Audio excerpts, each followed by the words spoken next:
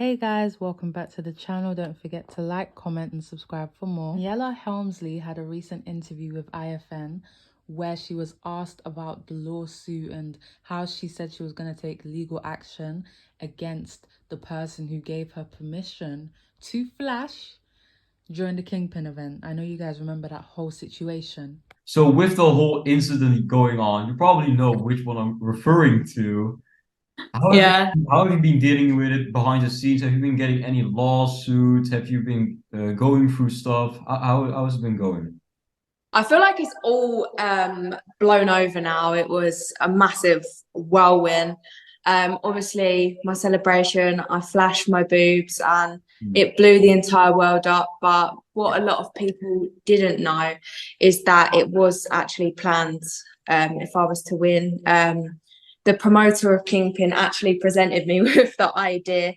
He sent me a video of women flashing their boobs on WhatsApp and was like, I think you should do it. Fuck it, literally gave me full permission to do it.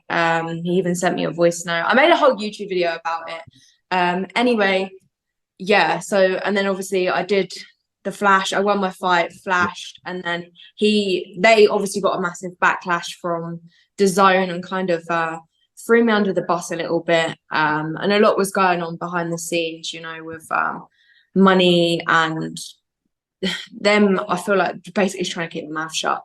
But they wasn't, I was very patient, very professional, and it's got to a point where I was like, actually, I'm untouchable for other promotions at the minute, because if people think that I'm just a loose cannon, like I'm not gonna be able to fight again. So I made a video and basically just told the truth, and that's kind of where I am. And now I'm in talks with other promotions about Yeah, potentially fighting the end of this year, early next year. So yeah, amazing. Is it just me or is it like she didn't really answer the question?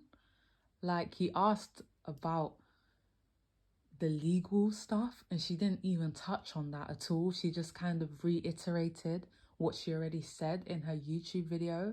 But at least this has given her opportunities now to fight on other promoters, and other promoters are reaching out, so it's not the end of her boxing career. I do understand that people aren't feeling the fact that she didn't take as much accountability as she probably should. Apologise to DAZN for the action, but this wasn't me who was behind this. I'm not a loose cannon and this will not happen again. Because she was kind of saying, they gave me permission, they gave me permission. And it's like, obviously you do have to think for yourself before you do these things. But everyone makes mistakes and hopefully she learns from this, because I would like to see her box again. KSI responded to someone who was complaining about the KSI versus Tommy Fury pay-per-view price in America. This was KSI's response to the tweet. Didn't you spend twice as much on the last Canelo fight with Charlo? I'm sure that was worth the money and enthralling to watch. The Prime card will be way more entertaining. Simple as that. So my question is, people who are in America, because I can't really speak, because for us, people in the UK, it's like £20, honestly. So a lot of us will be able to buy that.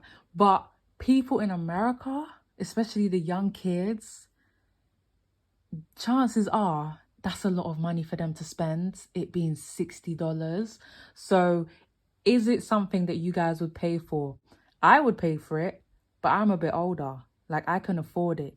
The little kids who can't ask their parents to pay for that, like, how do you feel about that being the pay-per-view price? Is that justified? I personally think that it is, because of the big names on this card. But the little kids who have to ask their mum and dad for money to pay for this card, parents are going to say no. If I asked my mum for £60 to watch this fight when I was younger, she would say no. And there's a lot of kids who watch Misfits, like that is their main audience. So all the little kids in America, like, is mommy and daddy gonna pay for this, or like, how are you gonna pay? Look what Danis said when he was asked this question about whether he will fight on October 14th. 100% going to be fighting Logan Paul on Saturday, the 14th of October. Maybe. Can I get a yes or no answer, please, for the polygon? It's maybe. Okay. This is why I don't trust this guy. Like, what do you mean maybe? Like, he's still playing games. We are 4 days out. Well, 3 days because it's gone midnight in the UK whilst I'm recording this. But we are 3 days away from the Prime card and he's still doing this. Wade Plem quote-tweeted a video that was put out by Happy Punch of KSI saying he trains so hard that he feels like he could fight Canelo. It's kind of weird, but I honestly feel like, you know, at the end of camp, I could fight anyone and give it a good fucking go. Yeah, whether it's Canelo, whether it's Bivol, whether it's Beterbiev, like anyone. Like, I just feel like I'm just on a different level. But that's just the training. Obviously, I know, like, in reality, I fight these guys. Technically, they're way better than me, and they know how to beat me. It's kind of weird. This is what Wade Plem said in response to that video. Fight camp brings out healthy delusion like this. He should think this way going into the card. He is wrong, of course, but it's that thought process and work ethic that elevates him each fight. Even BJ Flores had something to say about what JJ was saying and him feeling like he can beat all these people after fighting camp. He was like, Saturday will be a good dose of reality. Damn. This JJ video, like, I watched it and it's not like he's saying he's going to beat these guys. Like, he didn't say that. He said that after fight camp, he feels like he can do it. And I don't think that's far-fetched to say. Obviously, it's far-fetched for him to do it. But for him to say that, like, you should feel like that. You should feel like you can beat people that you know you can't. This tweet, he got, like, a lot of responses going against him. And obviously, you guys know Wade. He loves to tweet back. He was literally responding to every single comment that was disagreeing with him. So what Wade Plem said in him saying that fight camp brings out healthy delusion like this, like, I think people took it negatively. Maybe because he said he is wrong, of course, but it's that thought process and work ethic, bloody, bloody, blah. So people like KSI fans took it negatively, but I didn't take that in a negative way. That's the problem with Twitter. Like, you can't really hear the tone of what people are saying. Obviously, people, the community, the Misfits community, took it negatively. And sometimes I take what Wade says negatively. I can't lie. Sometimes I do think he's like, but why would you say that? Like, for example, when he made that Prime video, I'm like, why would you make a video like that? Like, what was the purpose? But in this situation, I did not take what he said negatively at all. Like, he's just reiterating what KSI said, to be honest. All he said was fight camp brings out healthy delusion like this.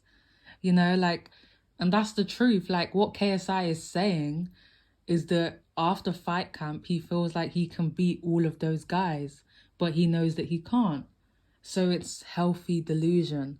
So I didn't really understand everyone kind of not understanding what Wade was saying, but I understood it. Yes, it can be seen as a little shady, but I didn't take it that way. But put in the comments what you guys think down below. Don't forget to like, comment and subscribe. The Prime card is in 3 days. Like, it actually just crept up on us. Like, it felt like so far away, and now it's just here out of nowhere. 3 days.